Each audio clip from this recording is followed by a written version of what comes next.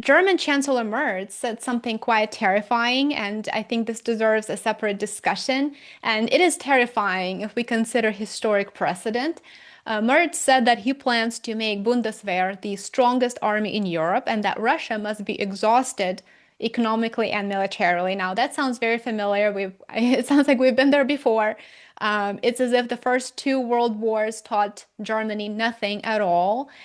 Professor John Mearsheimer actually argues that the United States acts as a pacifier in Europe, and without the US troops, European countries would pursue their national interest at each other's expense, and which would, of course, lead to a conflict. So, if the United States were to decrease its engagement in Europe and to sort of refocus on Asia and of course China and the Western Hemisphere, then it might potentially lead to a security competition between Germany and Russia, Germany, and possibly even Poland to a degree. So if Germany proceeds, as Merz suggests, security competition between Germany and Russia would likely lead to a military confrontation between NATO and Russia. Is Merz aware that his plans or his sort of direction is a direct path to war in Europe, or does he truly believe that making Bundeswehr the strongest army and making this war last longer than it has already is a path to peace? Yes, yes, this is a great question. I actually, when you said everything you said, I only sit there and smile because I don't think that's possible. Whatever he says, this is not possible for several reasons. Number one is demography. The German nation is dying out. It's been replaced by a steady flow of immigrants from Turkey, Syria, and other countries. But moreover, the culture of German young people is very pacifist. They don't want to serve. If they introduce draft, they're going to have a lot of young Germans just leave Germany because they don't want to be drafted. There's no desire whatsoever in the German public to militarize. They just don't want to. Even if there's the public opinion polls say even if Russia attacked, they still don't want to. There's this tremendous pacifism that I studied in Germany. I lived there, and it's not gone. It still is there. So physically, it's not possible. The second reason it's not possible is because France and German neighbors, Poland and France chiefly, would not allow it. They would simply not accept that Germany would try to build the biggest Bundeswehr in Europe. There's just got to be counterweights, and they politically would object to it, both France and Poland.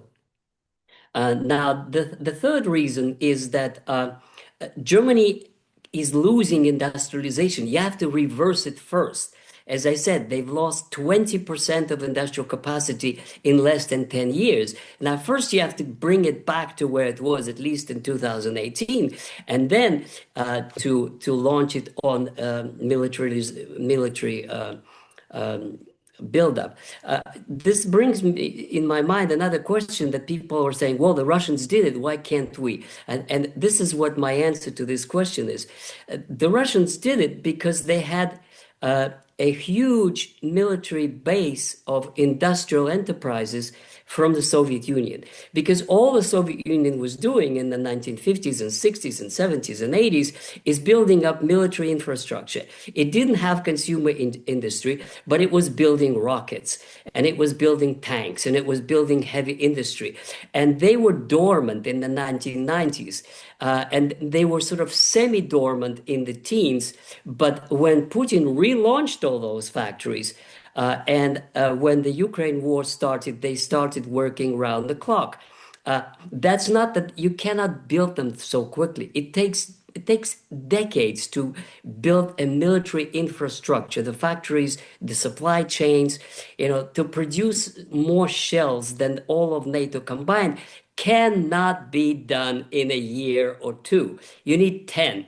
And you need a lot of billions to do that. And you need engineering cadres, you need universities, and you need all kinds of things in order to you cannot switch it on just like that by magic. It takes years and years and billions and a national program which does not exist.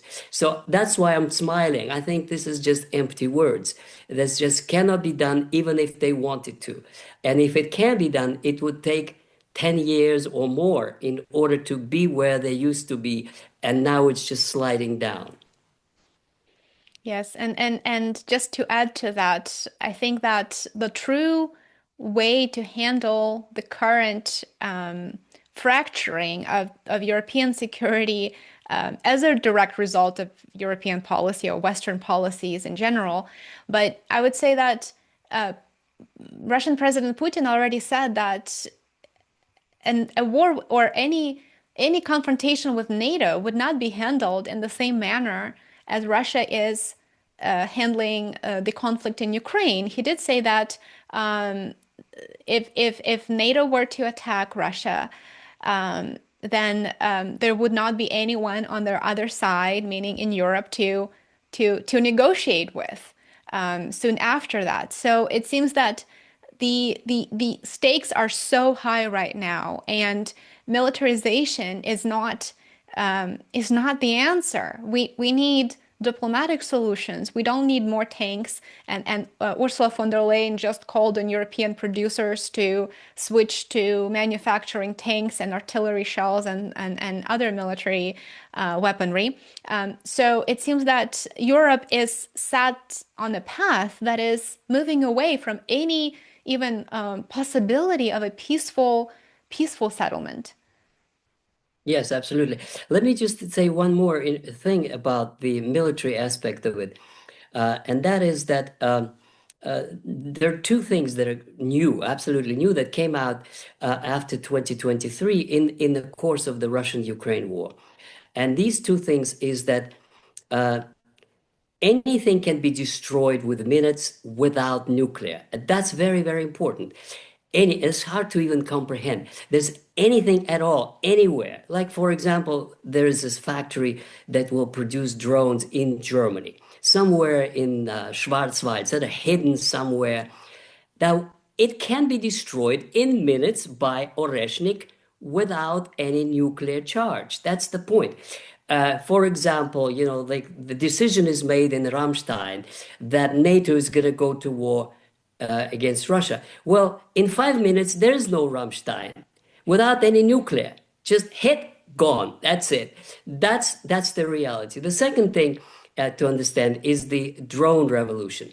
Why Russian war goes so slowly? Well, it's because what the military say is this drone saturation, which means that for every live soldier that is just raises his head from the trenches, there's 10 drones waiting to kill him. This is why it's so slow. So that means the way the Russians are conducting the war, they've adjusted, and they're winning despite that. First of all, they're targeting drone operators. Then there's a surveillance from the air, from other drones. There are drones that guide other drones that survey the area, and then they suppress the drones. Then there's electrical means of suppressing the drones, and all kinds of ways. In small groups of three, four, five, six, they are usually encircling a village, leave a chance for the Ukrainian troops to withdraw if they want to, and then trying to minimize the casualties. Once they surround it completely, they take it over. This is how they took Pokrovsk, and it took them 6 months. And the Western military specialists are saying, oh, it took the Russians almost a year to take Pokrovsk.